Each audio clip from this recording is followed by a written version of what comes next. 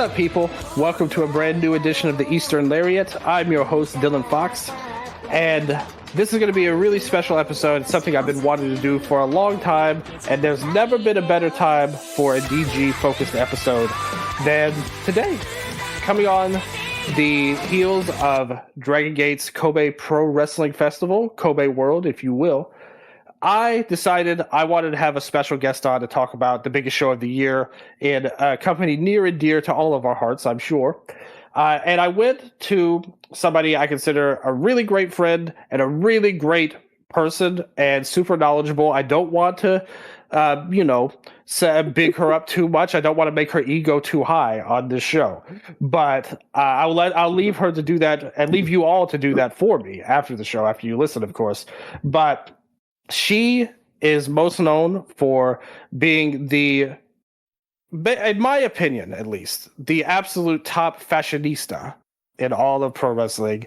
Her Gear of the Year list that she's been doing for the past couple of years has been fantastic, and her graphics game has matched it too, based on last year. And I'm really interested to see what 2026 is going to look like all around. She's worked with me on my prior side spin-off show, Dramatic Dream Dragons, with Sandre and Yannick, when we were on 5-Star Network. Big shout out to those boys. But she had come on a time or two, and we talked then and got on really well. And she's came on now for the first time ever in the Eastern Lariat history. Please welcome Amy Hay. Woo! Okay, I'm glad you appreciate it. Did you think I did a good job though? Did I say too much? Oh, thank you. It was fabulous. I appreciate it. Pleasure to be here. I'm so excited to have you on too. But now that I've talked about you and talked about how great you are, and now I've apparently scored some great employment in the UK, as I've always wanted. I will never turn down any kind of opportunity for that in the spirit of pro wrestling. Why don't you big yourself up? Talk a little bit about yourself, and specifically though yourself and the things you're good at, but definitely as well, what brought you into DG itself, and when you came about, what makes you love the company? Oh God! So I was moving house in 2022, and it was literally on the same day as the opening of the King of Gate tournament. This is Yoshioka, I think. Pretty certain that was the one. And from there, I was hooked. So, very simple story. I had to stop packing boxes away so I could watch, and with my entire family. Okay. But yeah, that's really cool though. Thank you. And after that, I just use my years and years of watching Project Runway to rate spandex. Do you feel like you know more about spandex than any other person in fashion at this point? I feel like I definitely talked about it more. Okay, and that's my also claim to fame with wrestling in general. It's not that I know the most, it's that I've talked about it more than a vast majority of people, and I think that alone. Even on the intro to my little thing, right? Whenever I write it, I always say that I'm unqualified, because I didn't do fashion. I studied science, so I don't do this. It's literally just purely written up. But to be honest, I'm kind of surprised that I'll be doing 5th one this year. It'll be number 5, and that people have part with me for this long. So thank you very much. Listen, I don't care what you studied. You are a fashionista. And when you say it, you have to say fashionista. You have to say it very fun, because it's a fun word, just like guava. But fashionista. Look at that. She couldn't have done it better. That's how you know that she's a real expert, people. Don't listen to her trying to be modest. She's the goat of spandex. God. But well, it's something, right? But there's going to be some fashion talk on this show for sure, because we did have some moments. There's definitely some moments on this show that we're going to talk about, and in this roster in general. And listen, I'm not saying it's all bad. I'm not saying they were all faux pas. That's another fancy word here. I'm trying to match her and fit in with the British way of talking. So I hope I can commit to that. But I think that in general, with this company going into the show, I think Kobe, like I said, coming into it, it was a lot of people talking about it online, on Discords, on shows, everything. Things have been, not their best year, I would say, heading into this show. And, we're going to talk about the title reign and everything about that going out of it. But I think that when you look at the show overall, this was a chance. And me and you had talked about it before, and I know we agree on this.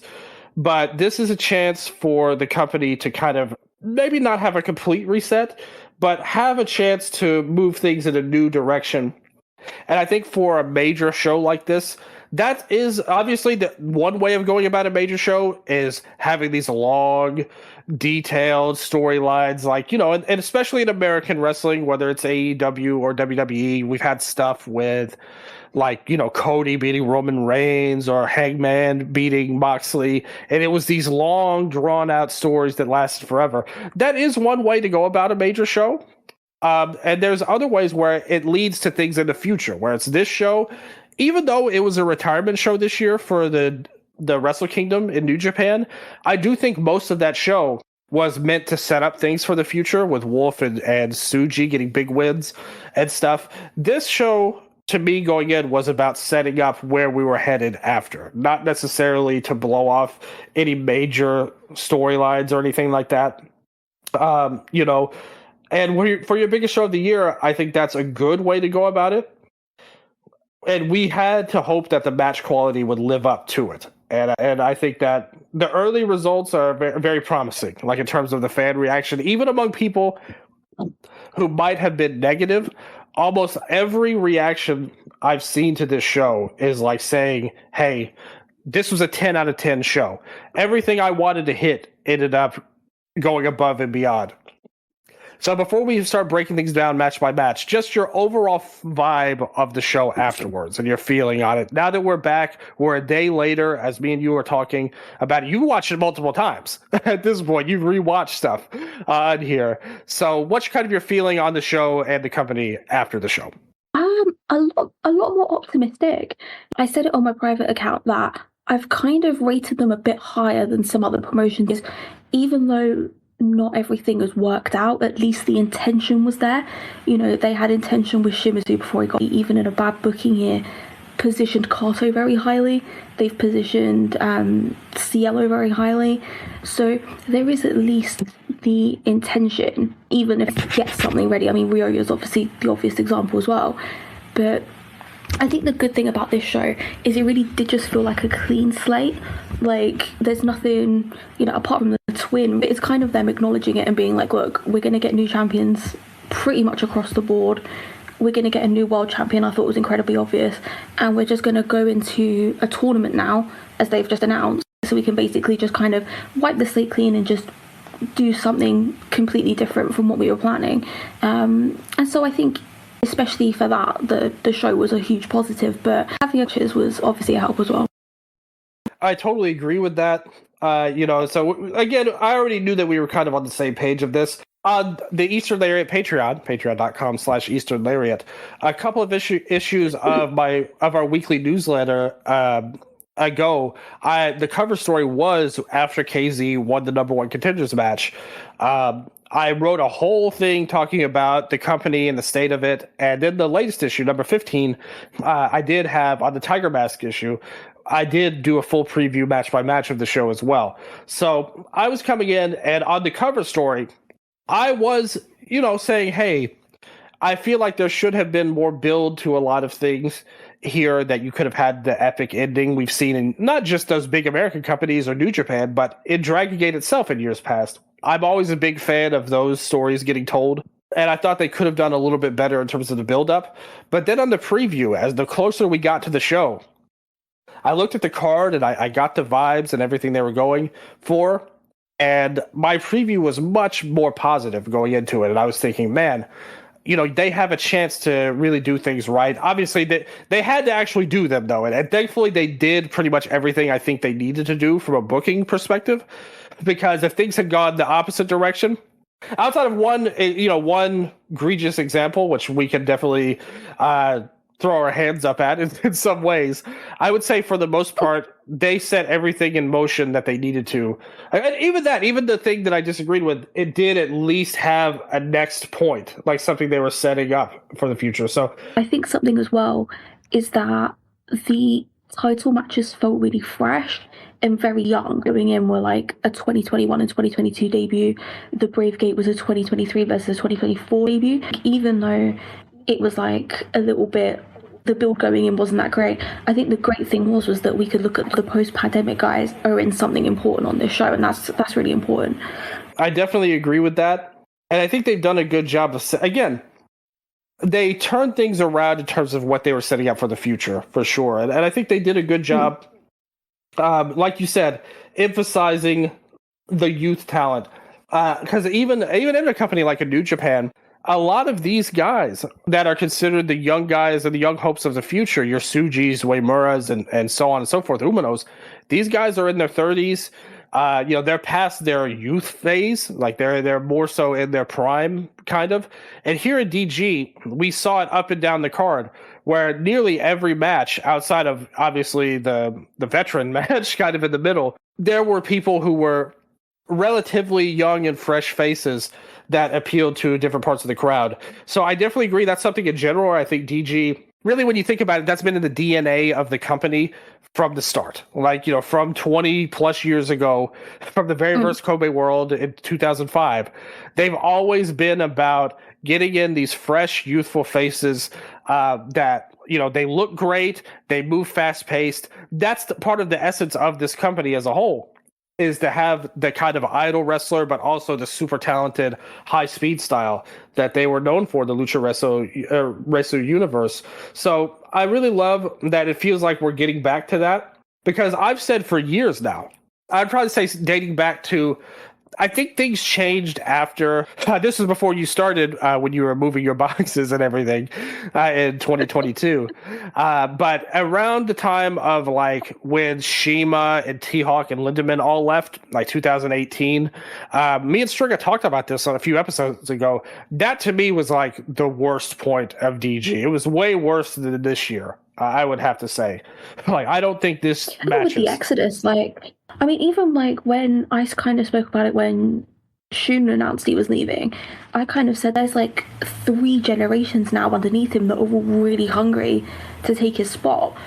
If anything, it's like it's more on the booking team to cover for him going to be just as good, if like not better than his peak, because when he goes, there's like 6 people in that pandemic generation that are going to absolutely jump to try and take his spot. Yes, I totally agree with that. But never mind even people like Shun leaving and everything like that, and even them leaving back then. Them leaving was bad, obviously, but the product surrounding it was not equipped to deal with that at all. The people that were young and talented and great, they were not in positions to be in the main events or anything like that, like it is now, where you've got the Brave Gate coming in there and people coming up. Back then, it was just a really not good time for the promotion. It felt like everything was getting stunted. And then there was a year after that this all led to Ultimo Dragon coming back, which shocked everybody at the time. But it seemed like when that happened, there was a real shift in the company, and that what this company always was this high-paced, fast-paced, high-energy, super exciting style.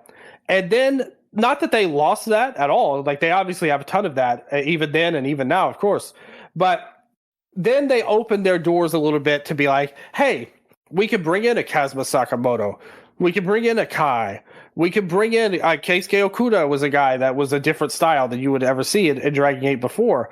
They had all these different guys. Some lasted, some left. But it felt like Kikuta came in. They had Sora Fujikawa was a young lion around the same time as him. A young dragon, more accurately, around the time as him. Where you had these bigger guys that were not in a fast-paced role to take over and have their spots in the company. And they had a real stylistic shift. And I feel like the last few years, this has not been what it was. And I'm not saying it's worse or better.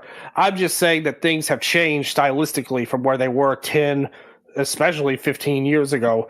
And now it felt like at the end of this show, and the part of it is, I think we would all agree that there's a dramatic style difference between Kikuta and Kzy being on top. But even someone like Yoshioka, who was not a heavyweight like Kikuta in terms of weight, he wrestled a more traditional main event style. Now with Kzy as the champion, and obviously Tanaka being full force in as basically your top young babyface at the point, starting a new faction. He's about to, he's already broken one record, could break another one. He only has to make it to October 4th, and he's broken the other one. Yeah, exactly. For the total length time. So Pac's reign of terror is now highly in jeopardy overall.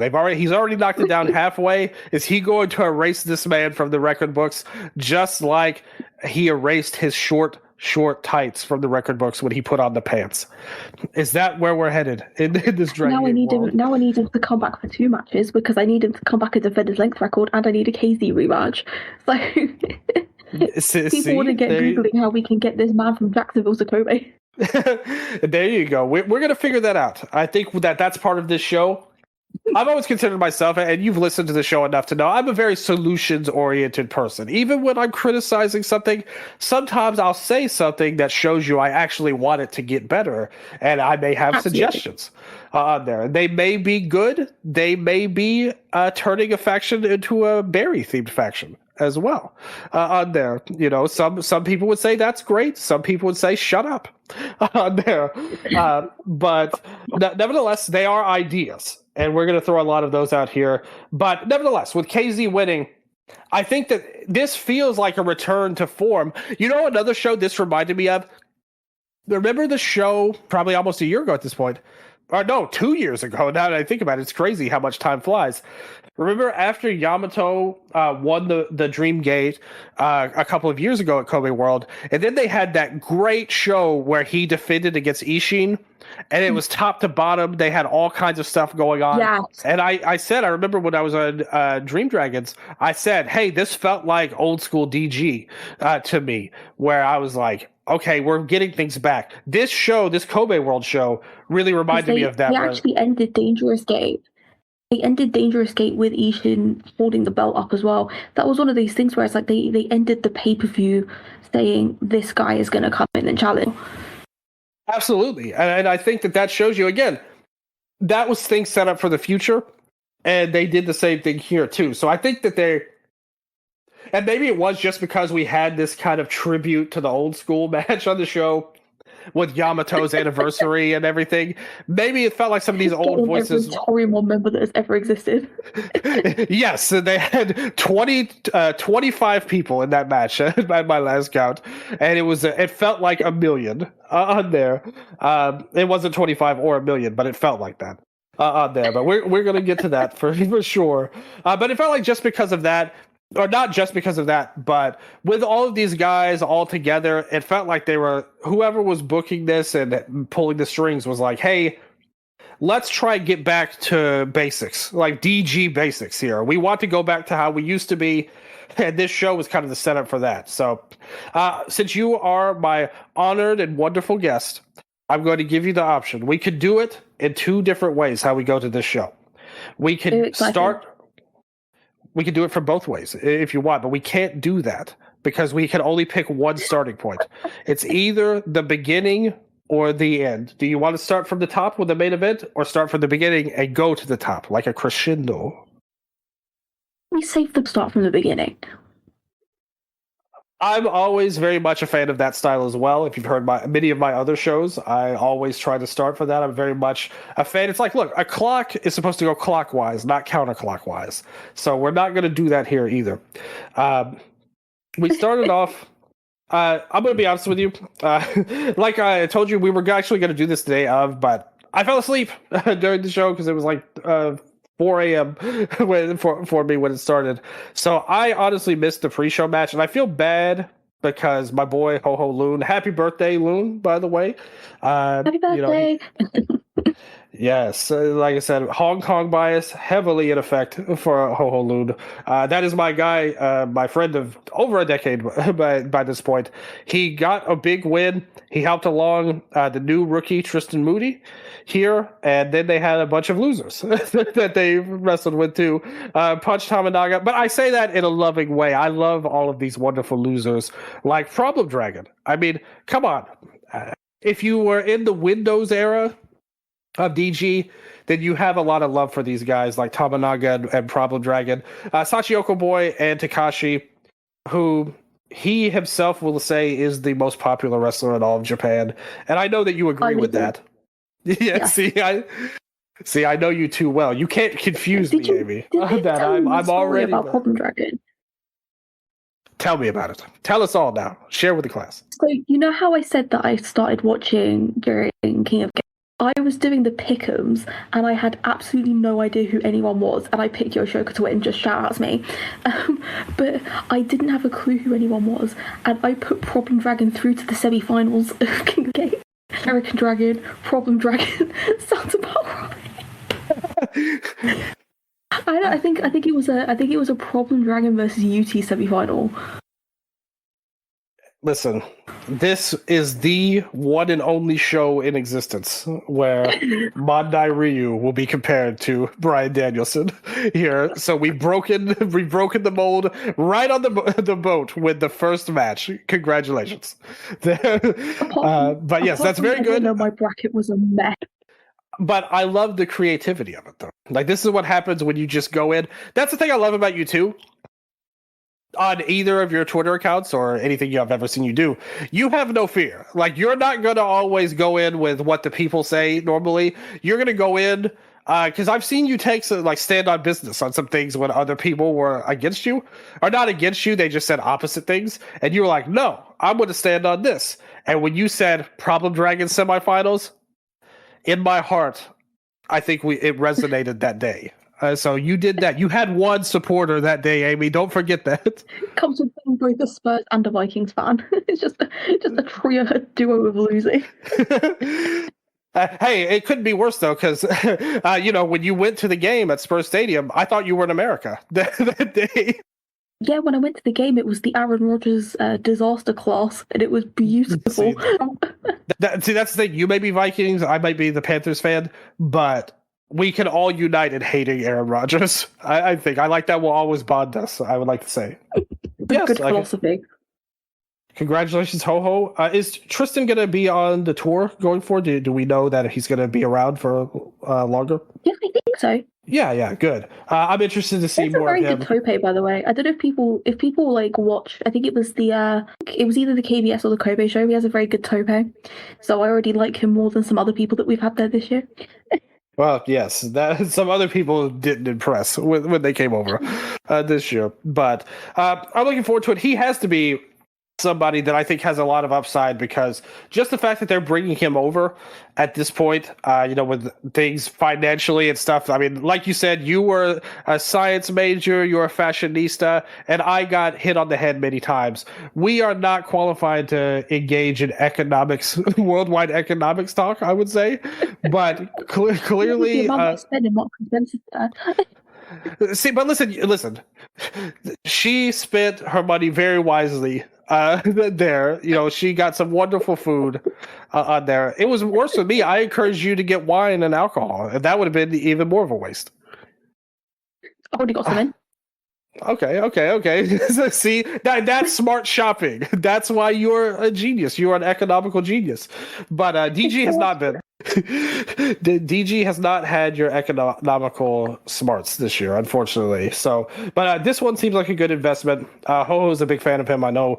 So things should look good going forward there. This is another thing that's kind of like how it used to be. So when I started was way back. I was still a kid, actually when I started watching.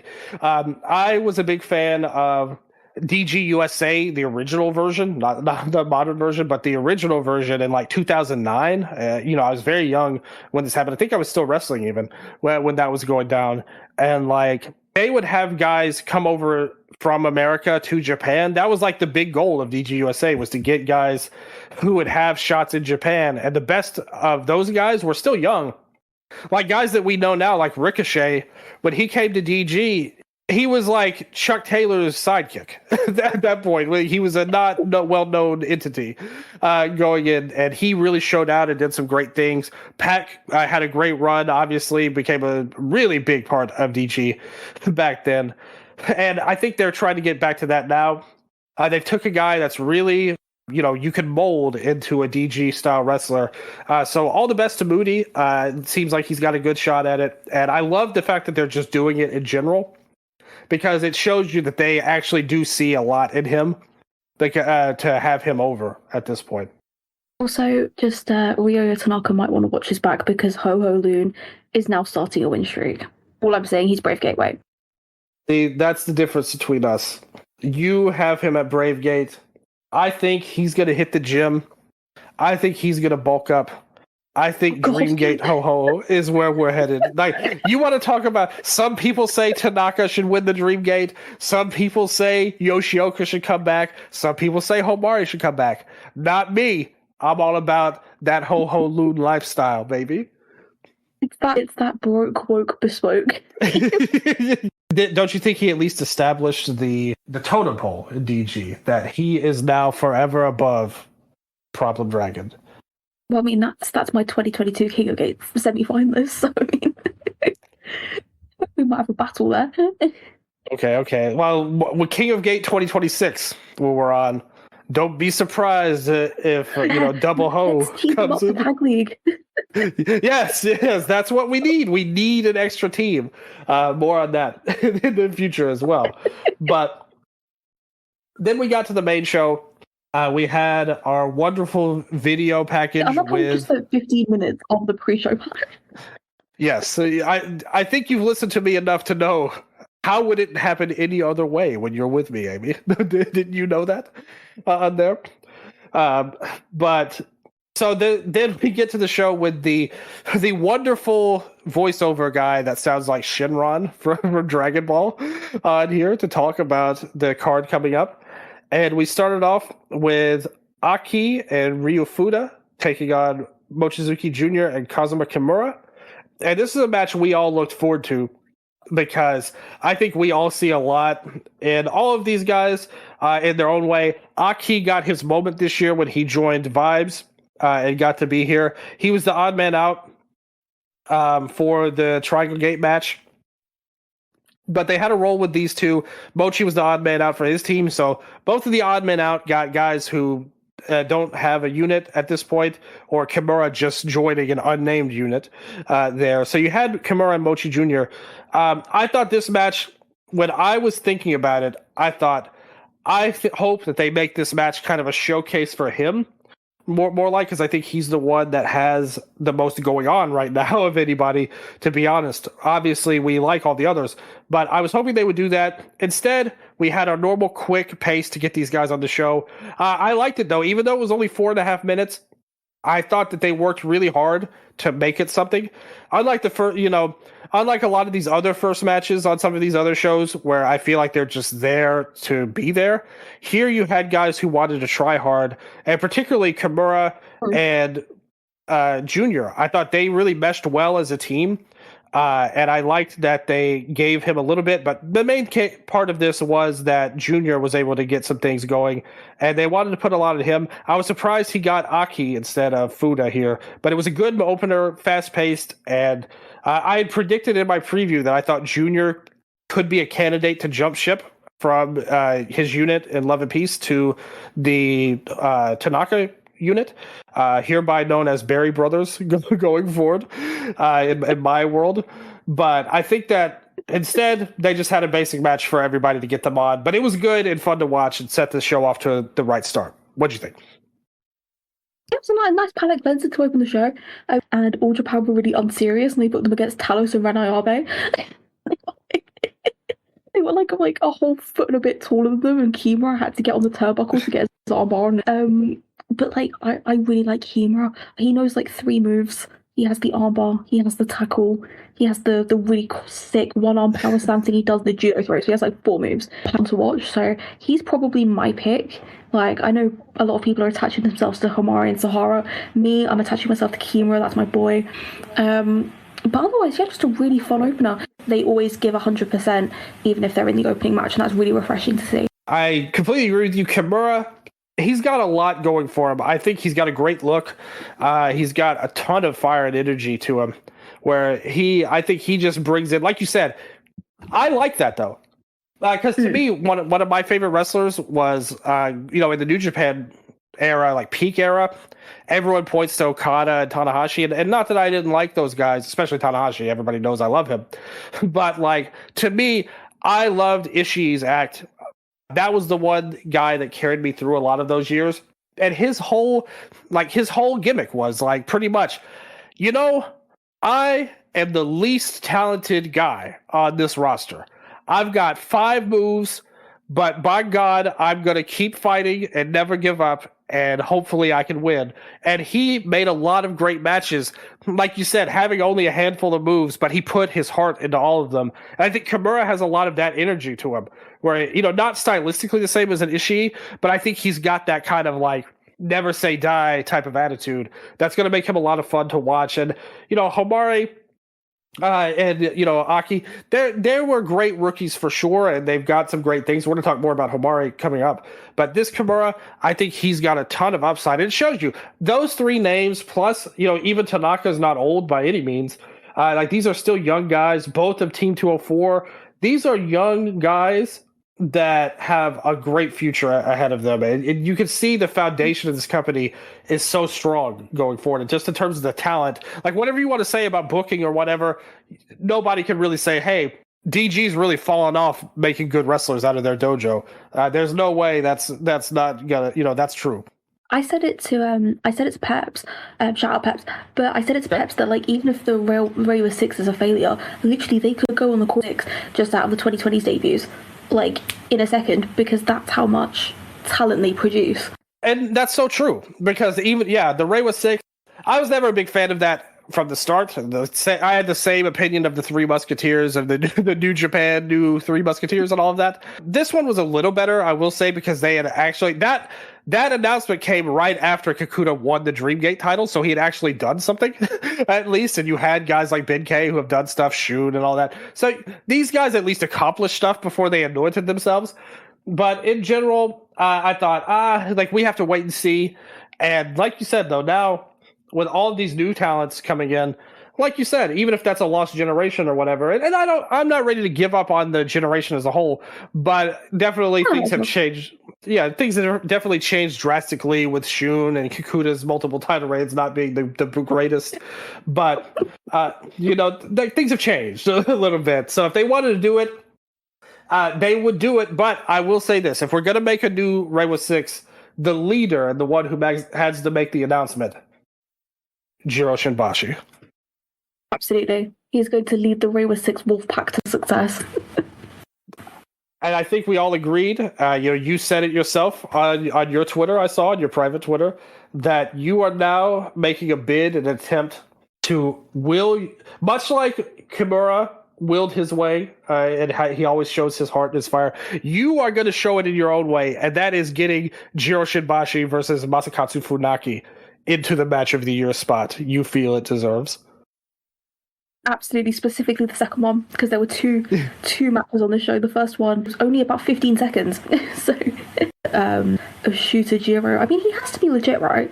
Because he was doing, like, jiu-jitsu. And I told you in our DMs, I said, for you, and you alone, Amy, I'm dedicating my life to finding this man's background in martial arts. We need to find. Much like I was the one to find Hayabusa's true identity, I am going to be the one who finds Jiro Shinbashi's true identity and his background in MMA here. So, basically, the kids so much. And basically, the start of the match was him. He was like, "Hey," he did his businessman shtick, and he turned around and Funaki grabbed him into a guillotine choke and choked him out. And just tapped instantly. Yes, he was like, "No, let me go, let me go, let me go." It was really funny. But then we had Shinbashi hulking up, and he said, "Damn it, enough of this." He took off the businessman attire. He brought in the gloves and everything else. This was Shooter Shinbashi has made his debut, and he threw a kick the likes of which we've never seen before. And then Funaki destroyed him. Stupid. He got the leg lock on. The dragon screw was legit amazing, but then he got the leg lock on and the phone side ringing. Yes, that was great. We saw that, and that work was honestly amazing. When it literally the phone just fell on the floor. That is the cinema that Paul Heyman is trying to get WWE an Emmy for. And this deserves an Emmy in and of itself. I don't care that it's in another country. Send this into the Academy. Let them see what happened here, because he did do that. He tried to attack him with like an umbrella, and then he brought up the like you said, when he finally got on his leg lock. He got the phone call, and that led to Funaki choking him out again, of course. And he ended the match like a true shooter. And he didn't tap out immediately the second time. So we saw growth from businessman, salaryman Jiro to shooter Shinbashi. And I think this wasn't just a great match in terms of action. It wasn't just a fun match in terms of comedy. It told a story. I feel like Bully Ray right now. I'm busting open. It told a story here. This was storytelling. Yes. Where's our Emmy? We should just cut the entire double match short film. Yes, I agree. I think we need to film our own documentary and do it. Sure. Yeah, and I think Shinbashi accepting an Academy Award. Love the gimmick. Me too. I really love this gimmick a lot, because this is another thing. I think this has been missing for a while now. Your Stalker Ichikawa's. We missed that for a long time, and now he has been able to bring in through his own unique way. On Blue Sky, Jay mentioned the 2 new trainees that are going to debut on this next tour, that they promise that they'll do anything to finally debut. And Jay thinks there could be some crazy ass gimmicks that they could be running out with to join in there. But I just love that we now have. This is something that Jiro Shinbashi is a character that does not exist on any other promotion shows. And I think a lot of these companies nowadays are so homogenized, whether it's in America or Japan, where they're different. It's like they have their own different quirks and different guys and things like that. But for the most part, they're doing different versions of the same kind of show. And here with Jiro, you have this, it's like comfort food. No matter what's going on to DG, if it's good, bad, or indifferent, you'll always have Shinbashi here. And I just love this, and it's so funny. And they've shown so much creativity with having people be his employees, Jungle Kiona coming in, Junior being a part of that. Like, they've the ultimate, who is... But here's my question to you, Amy. Who is the boss of his company? Like, who is the top boss of Shinbashi Corp? Is it not him? I thought it was him. I thought that's who was calling him on the phone, though. It was his boss, actually. Oh, shit. We have a conspiracy afoot. Could it be? Because I'm trying to think who's the funniest possible name that it could be. That's a good question. What if it was Don Callis? Yeah, Shinbashi joining the Don Callis family is what we predicted. It's been said. I'm just trying to think of who the funniest possible option could be. What? Yeah, that's true. Who would, in terms of pure comedy? I think they'd have to really dig deep. What if it was Magnum Tokyo? Oh no, but you say that he has to be in the train station series, doesn't he? He's going to be Tokyo Station, and that's going to be the big finale of that series. See, that's the thing. Everyone thought there was so much controversy behind that Shima and Magnum Tokyo series, but in reality, it was all part of the plan to take over Shinbashi Corp. Imagine if they literally made up with Glee just because they needed Maggie. Yes. Yes, Shimbashi goes on an excursion to Galit because to expand Shimbashi Corp. This is what we need in our pro wrestling in 2026. Kurushi, Tokyo, Japan represent Tokyo. Jiro and Jiro together there. I mean, it's so going to happen, isn't it? I hope not, because I love Shimbashi too much and I hate Tokyo, Japan, Jiro so much, and I don't want Shimbashi to be dismerged with this. No. So I'm going to pretend you didn't say that. But what I didn't want to pretend. Just before we go to the next match, though, yeah, who's your dream opponent for Jiro? Like, if you could pick anyone. Oh, anybody in the whole world? Anyone. Okay, I want to see him face. Like, who would be good for him? Like, who do I think would be the best? A lot of times, I think a lot of people consider the best Stalker match to be like Aja Kong. So she's like 20 years older now. It probably wouldn't be as funny. So I think I'm going to dodge that one. I think it should be. I want to see him face Mayu Iwatani. Oh, good shout. Yes. Good shout. I think that she needs to come in. Her Dragon Gate gimmick is that of like a Hollywood movie star because of her documentary about her. And she's hired Jiro to work for her now as a part of her own conglomerate on there. That's my pick for Shimbashi. Next, that's my dream match for him. Love it. I loved the next match though. The Open the Triangle Gate decision match. We brought it with both units going at it here. Love and Peace team of Jackie Kamei and Rita teaming with Hyo, and along with Myeon. They took on the Natural Vibes team of Strong Machine J, UT, and the Gooch, as I call him, Gucci. And I gotta say something. I think if you look at this whole show, this was probably I think the main event was an overall better package, but I think in terms of the most fun I had and the most exciting wrestling, it was in this match. I thought this was a grand slam home run of a match. I was so impressed with everybody in here, and I'm not just talking about Jackie Rita, who everybody knows I love so much. Gooch, I love. Jay, I've always been a defender of Jay. All these guys. Hyo is the one guy I've been soft on, but I thought he was great in this match. And they actually kind of built it around him and UT at the end. I think they showed this 3-man team of Love and Peace showed a ton of great chemistry.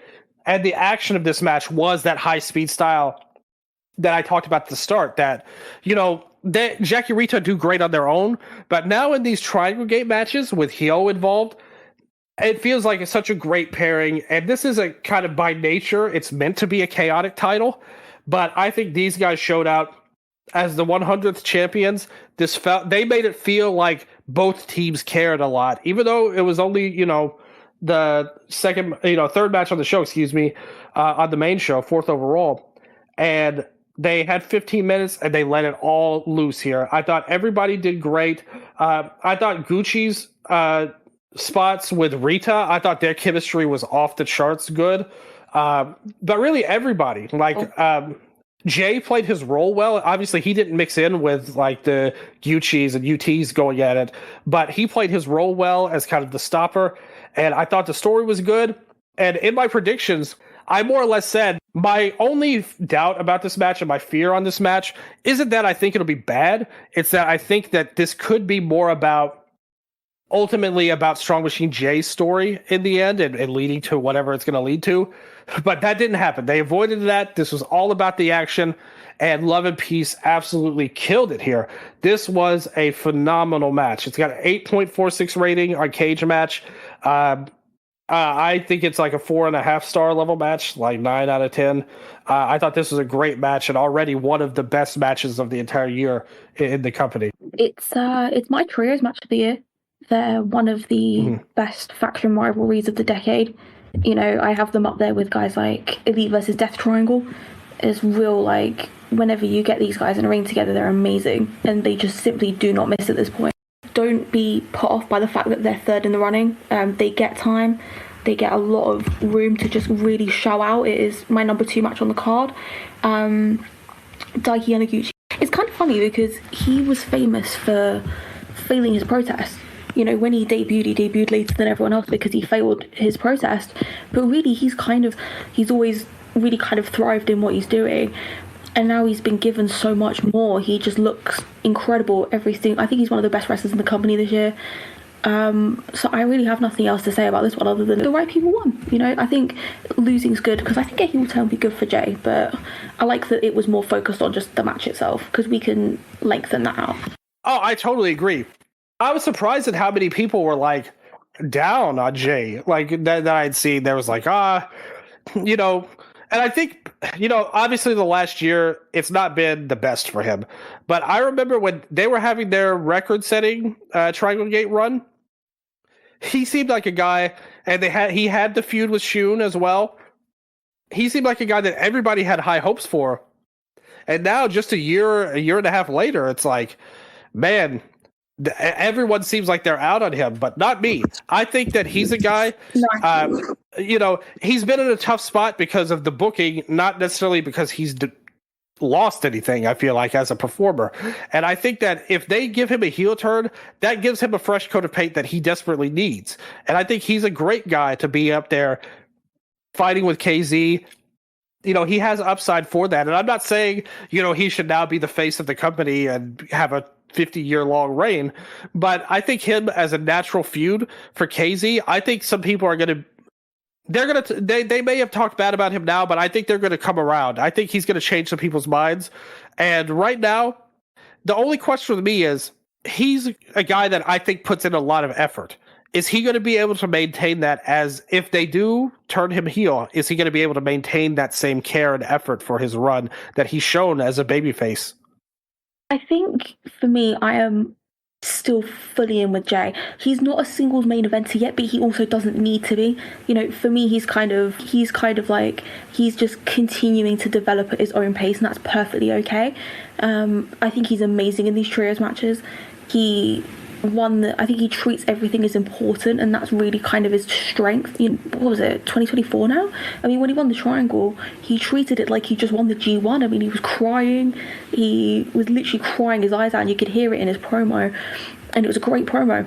You know, last versus Kakuta, that most of the title matches on World last year, and that was because of the effort that he put into the build. So I think he's a guy who really is kind of thriving with that, but it's kind of both his strength and his weakness is the mask, because I think as a babyface he doesn't connect to the audience fully because he's masked, kind of in a not in the same way as Shu, but I think being a heel, that wouldn't really be an issue for him because he wouldn't need to connect to the crowd. You know, he could just be a hitting machine. So I think it might be a good idea, but I also don't think they need to rush it. They just need to kind of stay the course with him, and it will just happen when it's supposed to happen. And the thing is, even though you could criticize how things have gone, obviously everyone brings up, hey, KZ passed the group off to you, you're supposed to be the leader. And then KZ's the one that still became the leader, pretty much. Everyone points to that. But on the other hand, they've set themselves up to a position where that leads to a very natural story. Like you said, it doesn't have to be... Yeah, it doesn't have to be like a gimmick heel turn where it just happens for no reason. Here you have a natural storyline, why he wants to go away. You can even do it in a way that it's not necessarily like a dramatic turn where he blasts KZ from behind or something like that. It could be something where he's like, hey, I feel like I don't have a title. KZ's the man. You guys don't need me anymore. And he goes away for a month or so. And it's a storyline where he's more like a sympathetic guy that he's lost his confidence and he needs to go away. And then when he comes back, he realizes that he needs to destroy KZ or something like that. You could have something where this could be a months long arc, not just 1 month, but really the rest of the whole year if they wanted. This could be a setup to a big match And we're going to talk about KZ as champion going forward. But I think if they play their cards right, this could lead to a big match in the future that doesn't need to be the kind of way. And I think that's something that really hampered like Kikuta's own heel turn, actually. Remember in the cage match that year when he turned on Daya and Yoshioka, he basically fought with them. It was one of those type of storylines where the whole time they had reunited the week or two before, and they were back to doing what matters, going after Shun. Then in the cage, he was fighting Shun the whole time, and then he whimsically turned on Yoshioka and Daya to set up their thing. And I had always said, I remember me and Stringer were talking about it, that, okay, you are now set up in a position to where we have seen the conflict over the last couple of months with Kikuta kind of bowing out and then wondering if he was the real, Daya Inferno or not, and that whole storyline. But at the end of it, it just said, the conflict was that there was no conflict, and because he just kind of moved on, and Yoshioka was like, well, my hair will grow back, it'll be fine. Like, I'll go back to where I was, don't worry. And everything was cool. And I think that really hurt Kikuta's heel turn, because everything they could have made a story out of it, it was like, nah, like, we're not going to do that. We're just going to have him take over the group and kick out Shun. And a lot of things happened that probably could have been handled better. But nevertheless, I think if they handle Jay right, they could do it a lot. They could do a similar angle in a much better and more fully fleshed out way. Kind of the difference between, we talked about it before we went up to record. Dragon Age Veilguard, it didn't hit in terms of the writing. That was Kikuta's turn. I think we've got the Dragon Age Inquisition turn with Jay now. I think that's where we're headed. I think the thing with Jay as well is that Boss is injured, but Jay and Boss had a tag league together. They were in the same unit for a while. You could even wait until Boss is back. Boss wins the belt from Kzy, and that's what causes Jay to leave. This isn't something that has to be done in the next 2 weeks. You could take a year to do it. I mean, it'd be special out of it. And I think considering the level of effort Jay always puts in whenever he's given something important, it could really be quite special. I totally agree with that. And then we went on to the next part of the card, and this was the final, SSW final at Kobe World. We've got the former Saipatra team of El Cielo, Gianni Valletta, and Shun Skywalker. They ended up having a big moment here as they beat two other trios of Dragon Bane, Flamita, and Luis Monte, and then the Gaja Dekura team of Jason Lee Kai and Alpha Wolf. And Shun ended up beating Jason Lee one more time to break my Chinese heart here, to end their feud with no resolution, no winning for Jason. No, they had to win one more time for Shun. And unfortunately, he ended up winning here. But I will say there's better times ahead, because they did announce him and Homari as the final match for them. Our final match for Shun in DG is going to be him and Homari in a singles match. So they got to where I wanted it to go. They just didn't get it. They just didn't get there how I wanted them to get there, pretty much here. But at least they got there. And I was excited about this. I wasn't that excited about this match going in. I do have to say that. Because I was like, Bane and Wolf. And I love Bane and Wolf. Bane was my pick for, I think he has a great case for being one of the best foreign wrestlers, but also one of the best juniors. He's done great work in Noah. Alpha Wolf is a talented guy as well. So the talent was there. But I think overall the match was good. They had a lot of brawling with Saipatra and Gaja Dekuro as well. I loved when the Dragon Bane team, they all three did dives at the same time. That was really cool. They ended up doing some stuff with Kai and Monte. And Monte and Flamita had great chemistry together too. I really liked seeing that, doing some double team moves and things like that.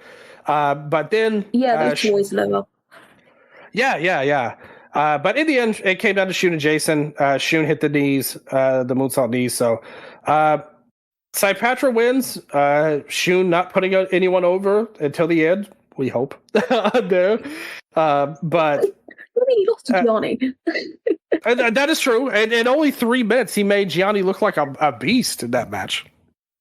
Well, what do you think about this match with his 8 other boys in the match here? I thought it was quite funny that Clypatra's one match at Kobe World was a reunion. I did that short of a time, but yeah, it was fine. It was fine. I'm quite fond of the amnesiac / terminally offline Gianni Valletta gimmick, where he comes into the Z-Brats theme and didn't know that Clypatra was over until he had to be told. when he came in the core world, I'm back. And Shun's like, the unit's been dead for 2 months. It's just his face of sheer surprise was so fun. It was probably the most like Shun's still a bit broken down and he's going to work about 3 minutes in this 9-man match. But I mean, it was fine. It did what it had to do. At least, I think this proves that Gianni also doesn't like the new player on Dragon Gate that much, and he canceled his sub. Like that's what that says to me. Nevertheless, the match is less important other than the kind of go home for Shun. What do you think is going to happen with him and Homari on his last show? How do you think that's going to go, and is it going to set up anything? Because to be honest with you, I know this is like a total outsider opinion, and all the reports that we've gotten and sources and everything basically says that Shun is very, very likely to go to New Japan. But I've said from the beginning, if there was anybody around that's capable of a 4D chess super angle like this, it would be him. Like, it would have to be Shun that would do something like this. And it already feels like he's not fully out. Like, and obviously he hasn't left yet, but it still feels to me like if this ever ended up happening where he returned, I would be like, I told you Shun would come back on here. But what do you think is going to happen with him and Homari on his final show? I think considering how close they seem to have been during the team and everything like that, Shun seems to have placed a real kind of load of investment into Homari that he hasn't really placed into any young talents before. This really kind of seems like his project. I would hope that Homari wins, but you can never really say. But I'm just going to say I hope Homari wins. And I will believe that he's gone. Yes, and to be honest, the timing is so perfect. He leaves and then the G1 ends, and they always like to have a debut or a return on the G1 final show. So it makes sense why everyone thinks that. And like I said, all reports are that he's probably going to go there. But I could never rule out him being nuts and maybe getting New Japan getting fed up with his craziness, his ideas. Not even just his craziness, just his ideas. But what I want to know is, what we're really missing is another YouTube vlog from Shun from his basement or wherever he filmed those from. If we had that, I think I would fully be ready to say goodbye, but I'm just not there yet. Just 1 hour long promos of him in his basement with atmospheric light. Yes. Yes. I think that might be the only thing he has. I remember that time he said he was going to scream and call out Finger or something, and they just didn't do it. He just put a photo of him. Just like, psych it.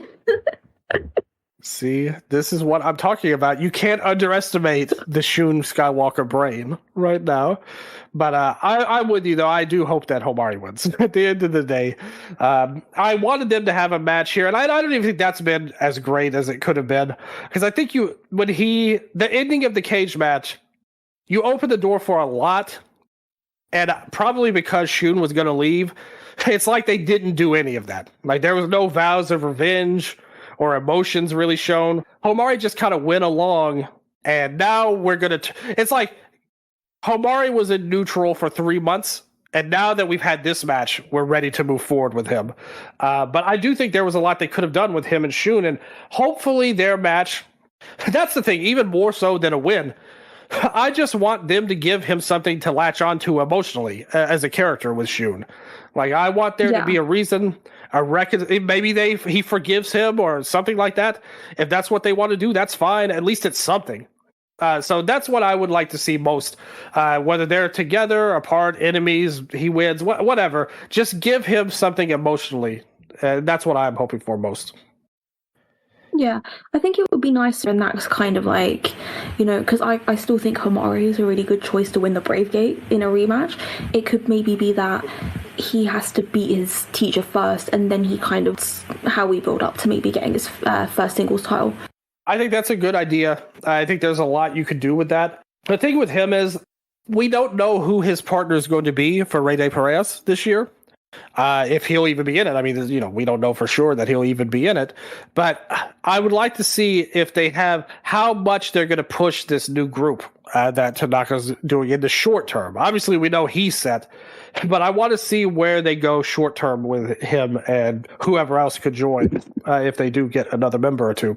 The next match was the Yamato 20th anniversary match. You have Yamato, Susumu Yokosuka, Naruki Doi, Kagetora, Dragon Kid, and BB Hulk.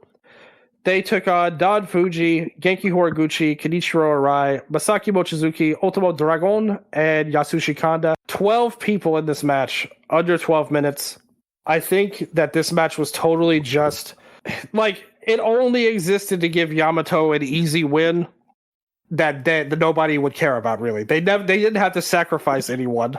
They just did it easily, got their veterans on the show, and it accomplished nothing on its own. It just let you see all these old guys, pretty much. Yeah, Ultimo's outfit was sick, though. It was. That was good. I think, you're the best person to ask, and I don't think me and you have ever talked about this, but I'm going to ask it now and let everyone else jump in. We appreciate any comments and ideas that you all may have. But to me, when I was a kid, I thought Ultimo's mask had to be the best of anybody. Do you have a favorite wrestling mask, like a luchador mask in history? What's the best design for you? Probably, I have a lot of attachment to tiger masks. It's just really classic to me. I just love it. But in terms of specific ones, I quite like over masks more than normal masks, because I think you can get really creative with over, sometimes can't with the normal masks. And that's probably me because I was watching Bushi, and some of the sick stuff that he would come out with. The Venom one is a personal favorite of mine. But in terms of the basic masks, I'd probably have to say Tiger Mask was probably my favorite. It's amazing that you bring up Tiger Mask because he and Ultimo Dragon just won the ABC tag titles in France after his retirement. Tiger Mask and Dragon, they just did it 2 days ago. So great retirement for Tiger Mask 4 there. He's already a champion after his retirement match. And is going to have another match. Ishikawa's retirement, but he went and won a belt. I mean, what a retirement. I mean, how many times do you retire and then become champion? Yeah. Ask Dustin Rhodes. Dustin Rhodes is busy teasing his 8th retirement. There you go. I mean, obviously, the Terry Funks of the world and the old school guys like that, they've mastered the art of fake retirements. But here, Tiger Mask, he's doing his thing with Ultimo Dragon, who he will never retire, in my opinion. I think that he's a guy that's going to be doing it Ultimo's going to be at that merch table at 85. I 100% agree on that. Love him for it, though. Absolutely. We love you, Ultimo Dragon, and Tiger Mask. Well, Tiger Mask 4 I don't love that much, but he's okay.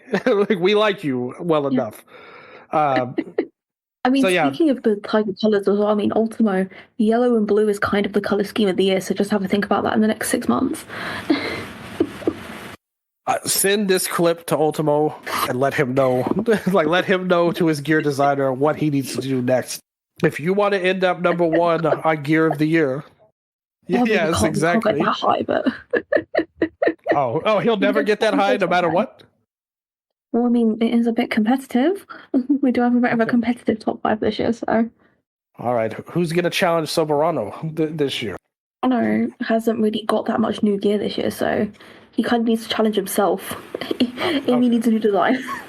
Okay, so you step your game up, Soberano. We need that. Or more accurately, step your game up, CMLL. To not keep him in mothballs like you've been doing. But he's just, he is absolutely a fashionista certified.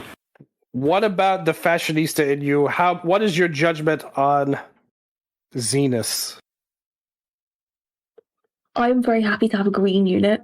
I just love green. Green is one of the best colours. So, thumbs up for the green. I did think that Yuki kind of miffed me though because he didn't have a robe. I was like, where's the robe?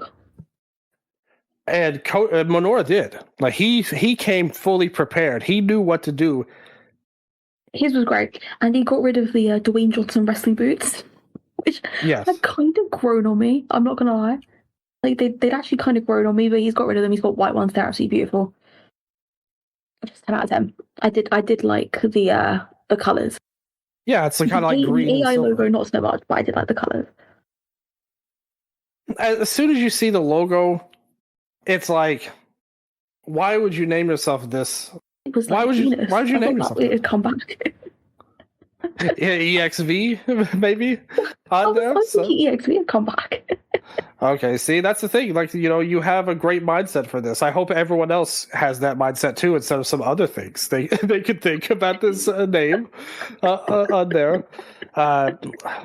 See, you've got the X and the S capitalized. They could be XS on there. So you have something with that. I do like the color scheme, and their gear looked nice, and that was one of the big things they needed. Yoshioka especially, I thought he was like, ever since he lost that match in February, it felt like he was drowning. Like, he was wrestling in a shirt sometimes, and I was like, look, dude, you're one of my guys. I love Yuki Yoshioka. I think he was a wonderful champion. And lately, it just hasn't been hitting. Here we had the Twin Gate title match. They challenged. This was probably, out of all the matches, this might actually be the one with the most actual story between the competitors, like leading into this match. For sure. Yeah, with Minoru getting turned on and him and Yoshioka uniting. Like, they came through to face Minoru's old faction mates, Ishin and Yoshikato. And I will say, I didn't love this match, but I didn't hate it either. And the key is Ishin and Kato being, even though they're wrestling, like, these kind of matches are not good wrestling, in my opinion, where it's all interference and goofy stuff and blah, blah, blah. That's not my style at all. I don't like that. But these two specifically are such good shit stirrers and agents of chaos that I come around and enjoy everything they do, pretty much. Just like in All Japan, just like here. They were so good as dickhead heels, and the moment they finally won, they had this total like the ultimate smug bullshitters look on their faces, and I just loved it. I was like, okay, I actually don't even think this is the good Ronaldo celebrations, and it just kills me. Yes, and I thought it was so fun.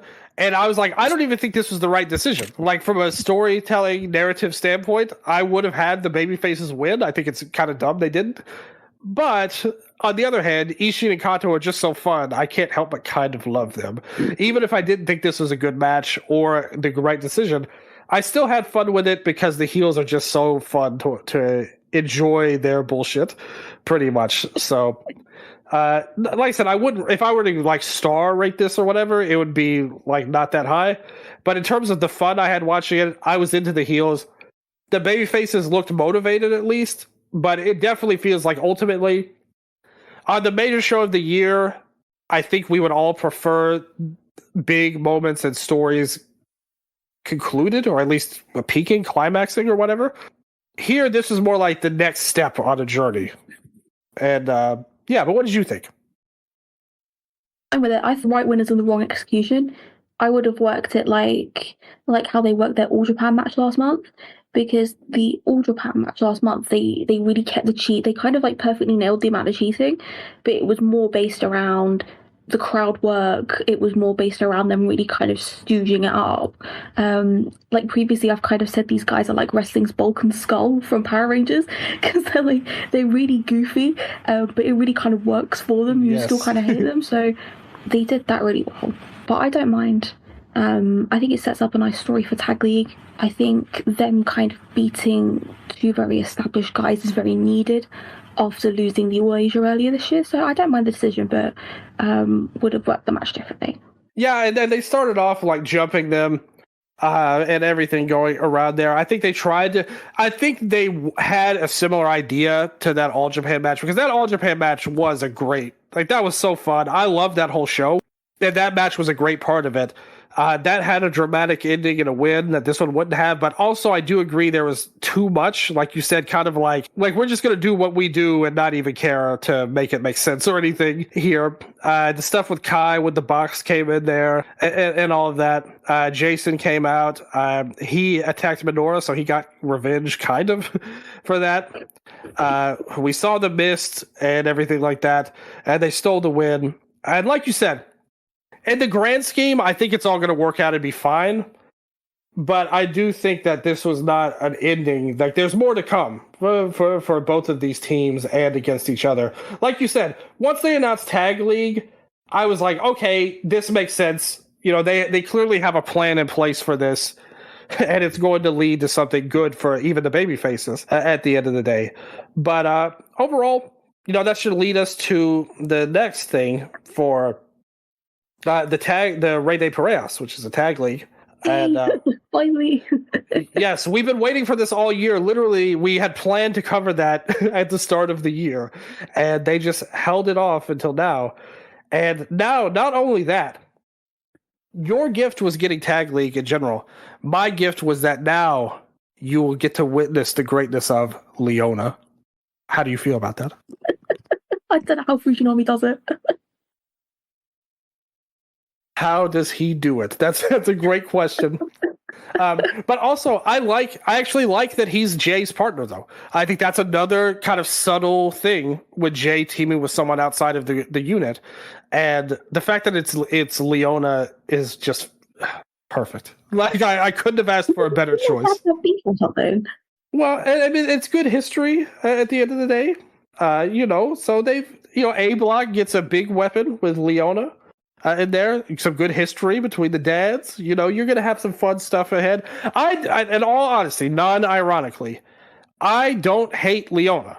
Like, I think he's an okay worker. Like, he's fine. I don't think he fits this company at all, for sure. But I am happy with the storyline implications, and I think he's a positive get for that reason of teaming with Jay. And, of course, Zenith is in B Block as well. So we'll see what's going on there. Do we know how many teams are going to be in this? I thought it would be about 6 per block, maybe. Cool. So 6 in each block. Yes. Okay, good. So we got 10 more teams. As per usual. Per usual. I love the fancy way you said that. I appreciate that. There. So we are going to root early ongoings. I mean, we don't know all the teams yet. We'll talk more about this when we get closer to the tournament, more or less. But it is going to happen unless you just decide, leave me alone. Like you just message me, shut up one day. I've heard enough of your stupid ass ideas. Every unit is based on food. With Dylan's Dragon Gate coming in, and I can't promise she won't throw her hands up eventually, but if all goes well, we will continue this discussion later about Rey de Parejas. I mean, you say that this is the booking artist that booked MJ Paul and Nanaya's the Paulson siblings in my Jow save. It's time to make Dramatic Beef Team a reality. Yes. I need to run full beef. I had tag match of the year on my first show. There you go. See, and you know, there's nobody who loves tag wrestling more than Miss Amy. I have to say. So I booked. This is just a real quick aside, but on my tag match of the year that I booked on my Jow save, I booked a Madoka Kuda and Mark Davis as Suns Out Buns Out. Class.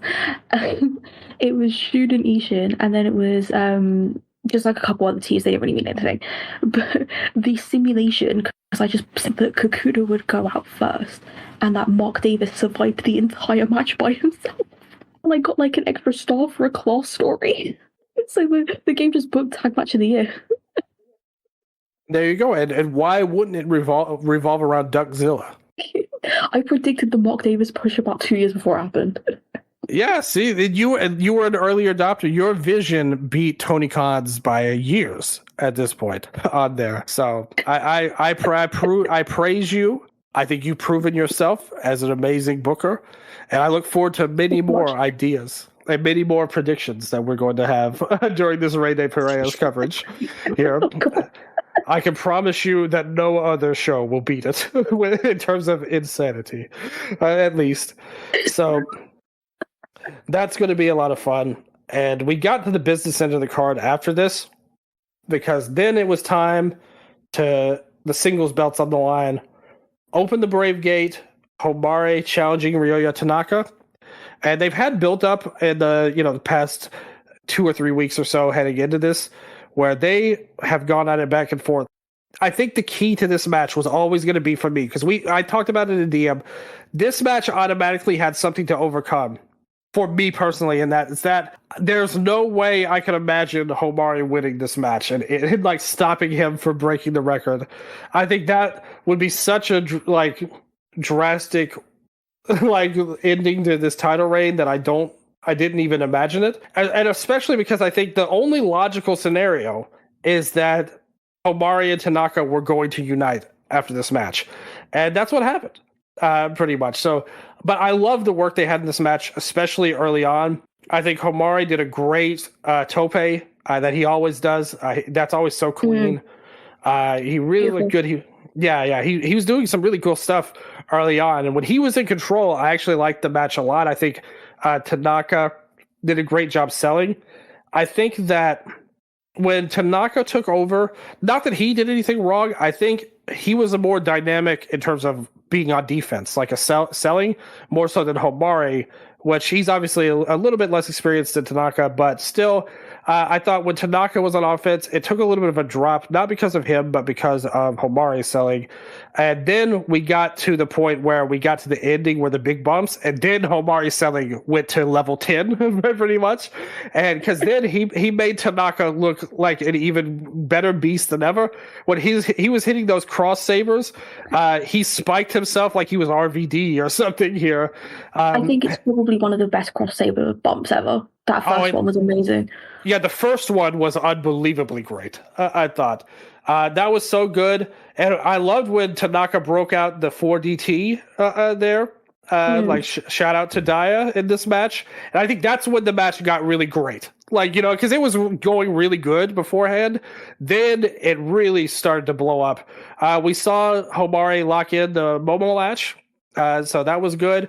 He more of my moves. He used the Momo latch and the 450 splash, which didn't get the win, and I was very bitter about that. Whenever the 450 splash gets kicked out, that's an automatic thumbs down from Dylan here. So I had to do that. We had an insane cross saber from the ropes there, and then that set up the Stardust press. And afterwards, they ended up basically Tanaka was like, "You showed me what you're about, and we need to be together." And Homare accepted. They shook hands, and now the faction, still no name to this, but we've got him, Homare, and Kimura, and this match is this faction looks pretty great to me. I do have to say already, coming in there. So some good stuff. I thought the pace was phenomenal. There was some good moments of striking, especially from Tanaka. I thought did fantastic on his kicks, and I think that these guys, they have a lot of good chemistry, but even still, though, I don't know if it was me or because I don't want to put it on them and say I blame them for X, Y, and Z, because some things was about me. I actually think they have an even better, more epic version in them. I would like to see Homare a year from now and whatever his fully fleshed out look is. I would like to see that versus Tanaka, who I think is already fantastic, obviously. I would like to see them again in a year or two go at it, or maybe even a few months, if they want to do it a little faster. I would like to see them go at it again, because I think they have an even greater match in them, but I still thought this was about as great as it could have been with my reservations going in. What did you think? I thought all they needed to do was deliver, and they delivered. I think I had the same issues with you about the middle. But when they got to the bombs, Tanaka's sell incredible. He does the super kick, and Tanaka literally does like a bend cell and just caves on himself. It's crazy. It's so good. I'm with you. I kind of think their third match is just going to completely, when Homare's figured himself out and they go back to it for the third one, that it's just going to blow everyone away. I think that's going to follow that same trajectory that Junior versus Ishin again for like another year. I think them teaming up is a great decision. Me too. And I thought that, like I said, you can see they're almost there because Homari on offense I thought was great. Some of the, like I mentioned, those kicks he threw were phenomenal, and it helped with Tanaka's great selling all throughout the match. I think Homari is like 90% there, like to where he can really be as great as I know he can be, because this was the match I was personally most invested in, not even the main event or the DRAGONGATE match, but this to me was the two MVPs of the last 2 years for me. Like last year, I thought Homari was the man. I thought he was excellent. I loved him a lot among anybody on the roster. And this year, and the tail end of last year too, obviously, I thought Tanaka was the guy I always want to watch, no matter what he's doing.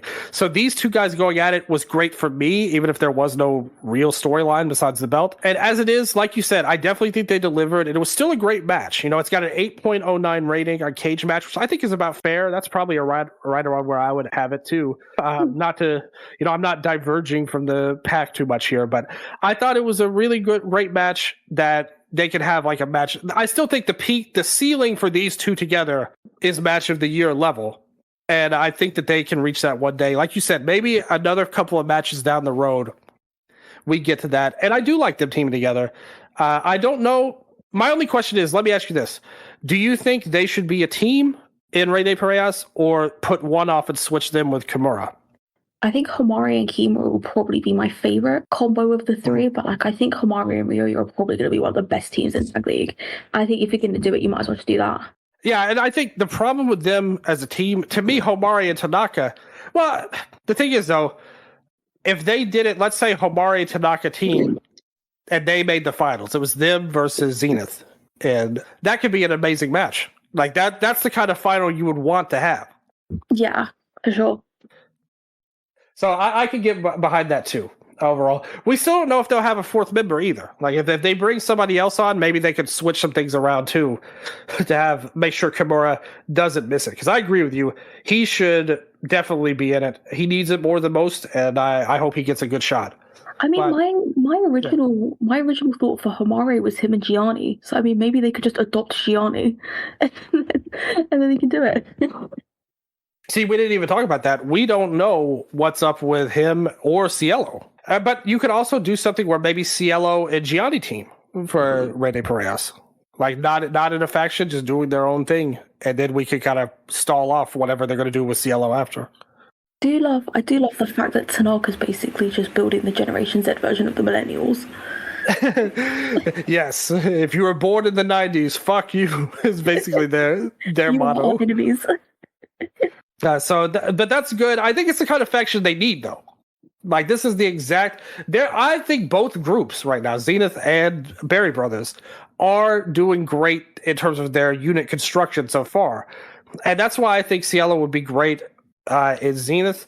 But he could also fit... He's in that weird in-between phase, where he could fit in both factions, really. Besides that, I do think they're going to need... Like, it's good to have a bigger guy in your group. That's a role that you'll have. You know, and I don't know who else is kind of left. Monte's still out there. But he's a unit free agent at this point.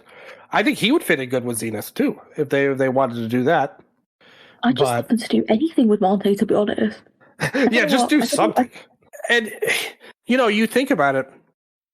Not that long ago, he was the guy that you built an entire main event scene around. Him losing his mask and then winning the Dreamgate. That obviously, that didn't work. But still, he's a guy that should be doing something. You know, not just in this random... If they wanted to do an all-Mexican unit, like, that's cool. Like, too. Like, if you wanted to have him and Flamita be a regular team and, you know, bring different people in to be a part of it, that would at least be something. But as it is, even everything he's done the past 2 years at this point, pretty much, is always not without a unit. He's just on his own, teaming with random people here and there. Yeah, I mean, Team Mexico slapped, but I'm really ready for him to just get, like, in a proper unit and just... Especially, like, I would probably put him in Tanaka's unit because he's so close with Tish of that, and maybe have him and Tanaka be a team or something. That would be great. I think that's a great idea as well. Like I said, that's what I love about both of these units coming up at the same time.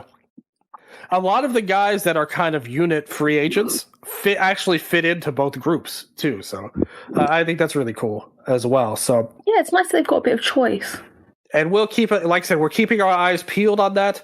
Once they announce the teams, maybe they'll give us some greater insight in the next week or two. So that's going to be fun to see. And it all led to the main event. Like you said earlier on, Amy, saving the best for last. The Open the Dream Gate title match. Kzy Time is in effect. He's overcome Kikuta in a match that, again, if you polled, let's say you threw me, you, Striga, and 47 other Dragon Gate fans all in a room and asked us, what do you think that the Kobe World main event's going to be? I don't think any one of us 50 would have had KZ in that run.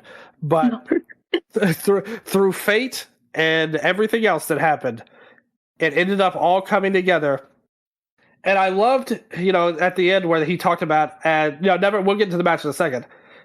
But I just loved the ending promo he had where he's like, this proves that even someone like me could be the main character. And I thought that was like such a triumphant line to have. And like it totally fits everything about him and his journey, even though it was like very rushed. And again, when it comes to Goto comparisons with Goto's big title win and IWGP, the same thing's true here. People always romanticize that run for Goto because the match was so great and his run was so great and was great business-wise and in terms of his in-ring.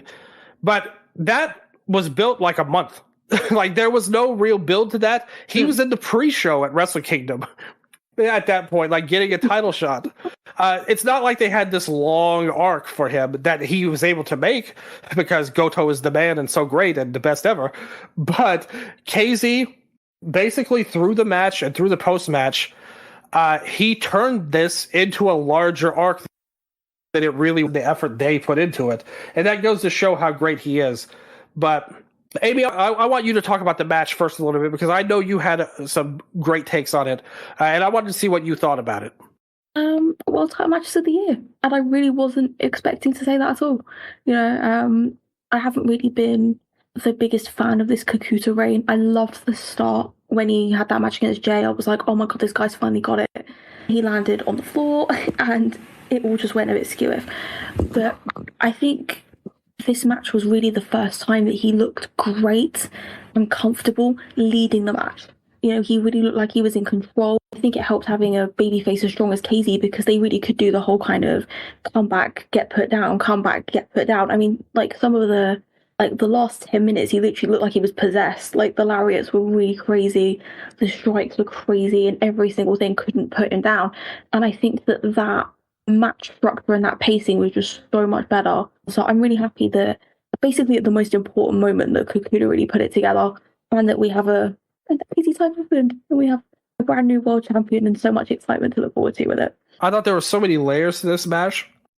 And it all starts with Kikuta, like you said. After everything that happened in this title reign, and I have not been a fan of this at all. Like this Kikuta title reign, I think that at first I was like, well, it can't be worse than his babyface title reign where basically nothing happened for the whole time. And then by the end I was like, oh man, I'd take anybody as champion over him. And the thing is, it's not necessarily because he's a bad wrestler. He's got a lot going for him. I wrote that in the article. That when I said Kikuta doesn't have what it takes, I mentioned that he's got a lot of great things about him. He's got great size. His offense is impactful. He's a guy that he's been pushed heavily. Like, it's not like he's never not been credible ever since he came back from that injury in the Shun match. Once he came back from that, he's always been at or around the top of the card and an important player in all of their storylines. But as this heel run came across and we've done like Ganja Dokoro, I liked it. I liked it when the one thing I liked about him, because I really enjoyed that Jay match last year at World. That was like one of my favorite matches on the show, even compared to the main event. I think I probably like that better than the main event, actually, now that I think about it. But I thought that was great. Him turning on Shun was great. And I like the idea of turning Z-Brats from, a brat stable to a violent heel group, like one that wants to hurt people. Like that's Kakuta's philosophy. That never really played out. Like we pretty much just got them doing the like kind of we saw in the Twin Gate match here, where it's like, okay, we're gonna do goofy heel stuff all the time in your matches. And there was no match that it hurt more than that Yoshioka match in February, where the crowd died. It lasted forever, and you know a lot of people. Lose our atmosphere. The atmosphere was terrible. Like you're totally right about that. It's so quiet. Yeah, I mean that was bad. Like that was so bad. But I didn't even like the best moment we've seen of this title reign, in my opinion, and I know that you're going to agree with me on this, is when he wanted to step into the cage match, knowing that he had no hair. It was when the camera zoomed in on his bald head. It was creasing me. Yes, that was the best moment of this whole title reign, and that's not going to get it done for the leader of the company. So we finally got, because like you said, part of it is because of KZ being such an amazing babyface, but part of it is they dodged all of their mistakes from earlier in the reign, and they let him be the bully heel, like over the babyface that everyone was riding behind. All 3,980 fans in this building were riding for KZ to win. And you had Kakuta put in a great, like, gatekeeper performance. Like, I will not let you win this title, like, no matter what. And KZ, I like the finishing stretch where KZ had to throw everything at Kakuta to win. And instead of this big... it wasn't like a big move or any of his signature moves. It wasn't the Kzy Time or the Delirious or any of that stuff. Like, he just ran at him and finally threw everything he had with his ass. No pun intended, because Kakuta literally hit him with his ass. But he put his ass into that final elbow strike to knock him unconscious. And the finish stretch was phenomenal. The emotion was there. The heel performance was there. And I think Kakuta is probably not going to get the credit he deserves for this performance, because the title reign has not been to most people's liking. And on top of it, the emotion of this long-time heroic babyface finally winning is what everybody cares about, ultimately. But Kakuta really helped put it together and make this match as great as it was. I think it totally overachieved for my expectations overall. Because again, I was looking forward to the semi-main as the best match of the night, if you ask my predictions. But in the end, this stood out as the show stealer, and it didn't really steal the show because it was the main event. It was supposed to do that. But man, they killed it here. 8.75 rating on Cage Match here. So the fans really loved it too. They were all about KZ getting his big moment.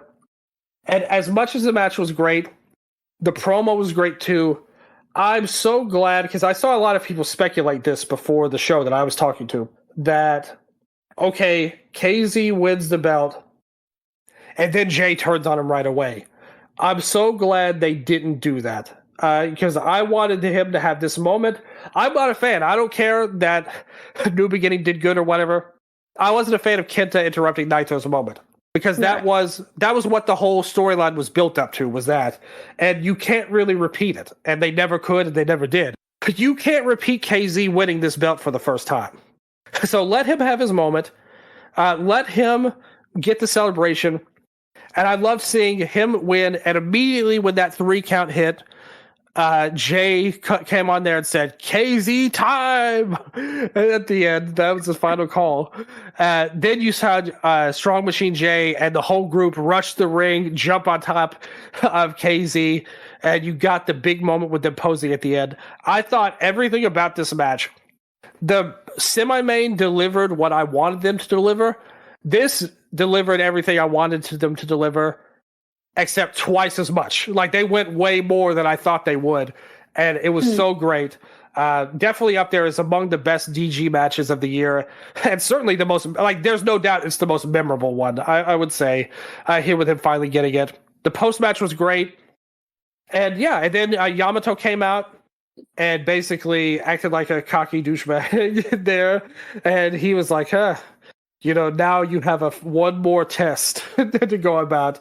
I brought up their match where... Yes. And then Yamato was like, Are you sure you want to accept this? Do you really want to end with 0 titles defenses on here?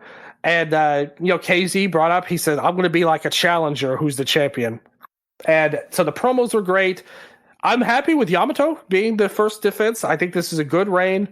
It gives Kzy, because again, if you're going to bring it back to the Goto reign, he was defending against guys like Tanahashi, Nagata early on. And things, he overcame everything just because he was so hot. They kept it on him for a couple extra months to beat Finlay and Callum as a rookie. I think defending against the old guard at first is a great idea because it extends his reign. It gives you time to think about whatever is going to come next and whatever you want to do to be the guy to dethrone him. And I think you can have some banger matches too. And of course, most importantly for me is my all-time favorite DG wrestler, BB Hulk, getting that Dreamgate title shot on here. This is the time in their hometown. The homecoming was earlier. They're going to do it again for the Dreamgate. That Sapporo football gym is getting a real upgrade in that car. Yes, that's right. And I want to see Dreamgate Hulk one more time. I know nobody else does, but I do. Come on, baby. Are you sure you don't want to hear that like the theme song hit? Like for BB Hulk? Like get that world title one more time? You can pass up that. You should get the dancers back. Yes, bring back the old school. Yeah, I want original Hulk back. I don't know if he I don't know if he can dance at this point the way he used to, but maybe he could. Maybe what if Kzy rapped out BB Hulk to the ring, his own title challenger, and he accompanied him for the entrance? Think of all the money there. That's what it should be. Like heel Hulk again. Listen, we haven't had a good Hulk turn in a while, right? Right? He hasn't traded anyone in like 5 years. Let's get back on that. Yes, and Jay is his new protege. And one thing as well that I completely missed as well. Shout out to Empty Headed Ma on Twitter for spotting it in the finish. But Kzy's finish was an elbow strike for every single Dreamgate challenge that he lost, which I think is just one of the most awesome finishes of the year. That's amazing. I didn't even notice that too. Oh goodness, that's such a great call. Shout out Empty Headed Ma on Twitter. Shout out Empty Headed. What do you think of Yamato being the first challenger? That's our bogey. When we beat him, everything will be okay. Yeah, so if Yamato wins the belt, that's not ideal for me. Yeah. It's possible. I mean, the thing is, though, that's another thing. This is another reason why I think this reign should go longer than I think, because I think a lot of people are expecting this to be a really short reign. But the great thing about this is him as the underdog champion means every single match the title is a potential loss. Like you could buy him losing to Yamato on V0. Really help when it comes time to like Ishin and Kolo challenging, which I hope both happens. It's going to help them so much. I think so too, and I think Kzy's a great person for those guys to wrestle too. Like they're going to gain something from going against Kzy top to bottom. Nevertheless, so with that said, you had the big celebration, the big pose at the end with vibes. All was right in the world of Dragon Gate. So with that said, we've went over the whole show. We talked about our vibes on it overall. Final thoughts on the show, like on this year's Kobe World. What would you grade it? In the grading system of our world. We're going to do a string of tribute here. Our beloved teacher. What grade would you give Kobe World for this year? Plus to an A. I think they made all the right decisions, did everything they needed to do. There were a couple of real great matches on, a couple of little pitfalls, but I think as an overall viewing experience, the show was paced really on, and they basically made every decision that you would want them to make to set them up for the next year or so. So I think that's probably where I go, like a B plus to an A. Me, it's an easy A. I think that they did everything that they could have. I disagreed on the Twin Gate defense. I would have just pulled the trigger here just to have it all be fan favorites, let everybody be happy. But nevertheless, it's not a big thing, and they used it to set up something in the future. And they set up a lot of good stuff up and down the card in the future as well. So they went from a point where leading into the show, it felt like, man, this company has been kind of a weird zone the last 2 months. Ever since the cage match, it feels like not a dead company, but it hasn't been exciting. Now we have a lot to sink our teeth into going forward. The Rey de Parejas is back. We've got new champion and one that's a beloved figure. Tanaka still got close to 3 months to go with the title to break another record. So you've got all kinds of cool stuff. He's called out Dragon Kid as well as Tanaka for his next defense. Yes, good point. I totally forgot about that. And that's something me and Striga were talking about a month or two ago, that we thought Kid could be his world opponent there. But to do it here, it's the perfect defense. And that's a great thing, too.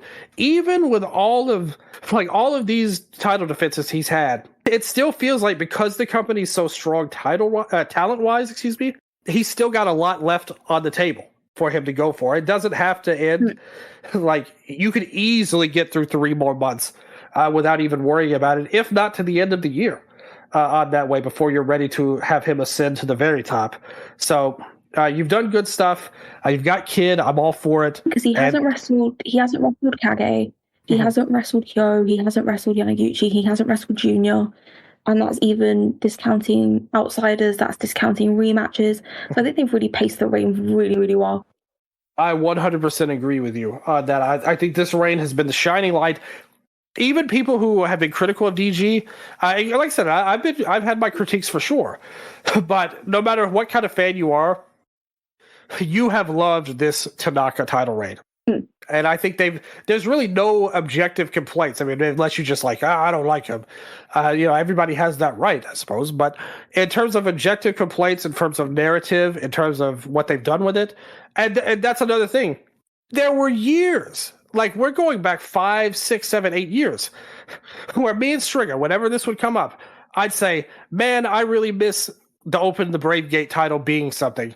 Like, I remember when Jason won the title the first time. I had such high hopes for that reign because I think the world of Jason Lee as a worker. But then it's like every match was second match on the card, 7 minutes. Yeah. And nothing worked out. It's like, damn it. Why can't you give me my Brave Gate being a great title again? And Tanaka hasn't just revived it. He's upgraded it. Like, he's brought it to a new level. And I think that's what him and them, like, I have to give the company credit too. Like, his opponents, the booking, everything has been really, really great for it. So that's going to continue to be the highlight of the shows for me. But I do think I think Kzy, the real thing as well is that he's elevated it to such a level. I know this is counting the fact that we've had a bad world champion, but if the Brave Gate main evented the show, nobody would have sneezed. That he's really elevated it to that they had a legitimate case for main eventing the show.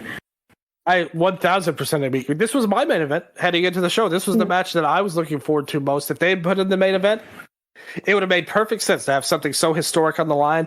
I think if they hadn't have, let's say Kzy had won the title before, and this had not been his dramatic first win, I think that could have happened. Like, if it had been a challenger that didn't have any kind of emotional tie to anything, they could have put that into the main event because you're going for a record. You're going for a historic moment here. So, yeah, and that would have been, nobody would have dreamed of that a year ago, that would even be possible. You would have been looked at as a joke if you had said that.